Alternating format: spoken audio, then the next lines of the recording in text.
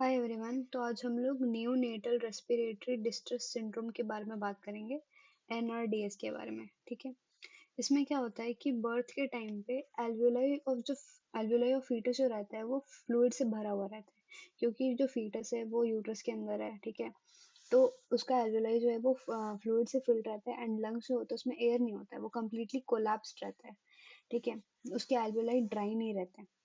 तो at the time of birth क्या होता है, जब अम्बिलिकल कॉर्ड को काटा जाता है तो जो ऑक्सीजन का सप्लाई था प्लासेंटा के थ्रू, वो नहीं मिल पाता है फीटस को।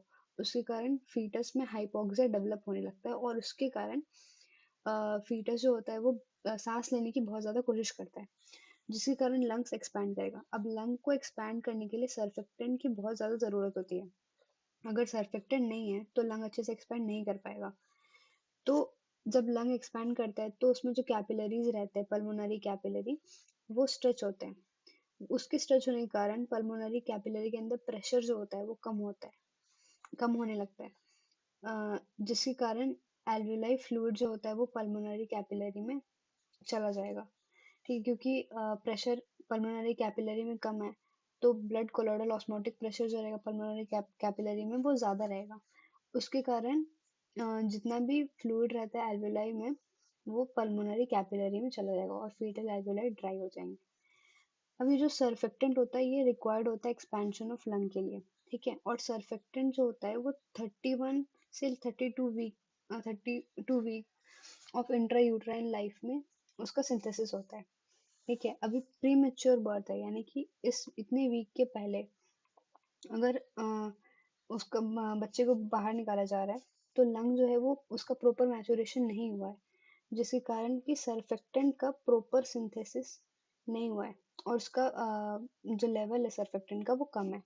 ठीक है। तो जब बच्चा सांस लेने की कोशिश करेगा तो लंग जो होगा वो एक्सपैंड नहीं कर पाएगा, तो it will fail to expand, और उसके कारण बच्चे की डेथ भी हो सकती है। तो ये जो डिजीज है, जिसमें या डिजीज या फिर सरफेक्टेंट नहीं बनना है, उसके कारण नियोनेटल रेस्पिरेटरी डिस्ट्रेस सिंड्रोम होते हैं। ठीक है। अब किसको रिस्क ज्यादा है उसको पता करने के लिए बर्थ के पहले एक टेस्ट होता है, लेसिथिन और स्फिंगोमाइलिन रेशियो का। ठीक है। प्री नेटल एस्टिमेशन करते हैं हम ये एमनियोटिक फ्लूइड को निकाल के। ठीक है। अगर लेसिथिन टू स्फिंगोमाइलिन का रेशियो 2 से ज्यादा है तो रिस्क बहुत कम होगा। ठीक है, क्योंकि lecithin is required for the synthesis of surfactant. ठीक है। और अगर लेसिथिन टू स्फिंगोमाइलिन का रेशियो 1.5 से कम है तो risk of developing of respiratory distress syndrome high होता है। अब इसको ट्रीटमेंट कैसे करते हैं, तो बर्थ के पहले हम एक सिंथेटिक सर्फेक्टेंट को एक्सटर्नली इंजेक्ट कर देते हैं। ठीक है। और हाँ, सर्फेक्टेंट का लेवल कैसे बढ़ता है, तो स्टेरॉइड्स स्टेरॉइड का यूज करते हैं। ग्लूकोकॉर्टिकॉइड जो होता है, जनरली कॉर्टिसोल, है ना, वो सर्फेक्टेंट के सिंथेसिस को इंक्रीज कर देता है। तो बर्थ के एकदम इमीडिएटली बिफोर क्या हो रहा होता है कि मैटरनल के ब्लड में ग्लूकोकॉर्टिकॉइड का लेवल बहुत बढ़ा हुआ होता है। ठीक है। और उसके कारण सिंथेसिस होता है सर्फेक्टेंट का, जिसके कारण बेबी का लंग्स जो होगा वो एक्सपैंड कर सकता है। ठीक है।